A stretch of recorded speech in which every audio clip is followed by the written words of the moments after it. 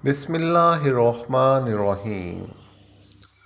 Dear children, today we will learn about Hadith. Innamal amalu binniyat. Umar bin Abdul Khattab radiyallahu ta'ala anha said, I heard Allah's Messenger sallallahu alaihi wasallam saying, deeds depend upon intentions, and every person will get that which he intends.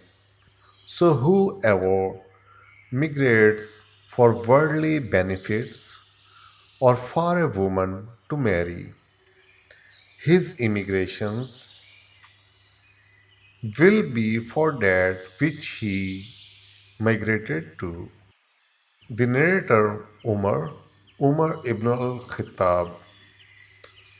Umar bin Abdul Khattab was a Sahabi, companion of Islamic Prophet Muhammad, peace be upon him, sometimes referred to by Muslims as Umar al Faruq. Umar, the distinction between truth and falsehood, also known in English as Omar or Umar.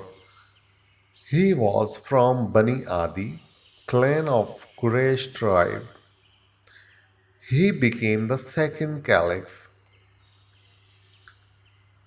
Lessons from this hadith.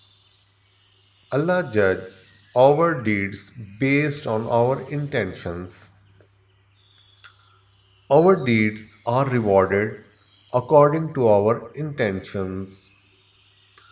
We are allowed to migrate or move for worldly reasons. The best reason to migrate or move is for the sake of increasing or protecting our Iman. Discussion Corner. Who is the narrator of Hadith? Give one example you can think of as good reason for your family to migrate or move. Before we do any good deed, we should place a good intentions in our heart to please Allah.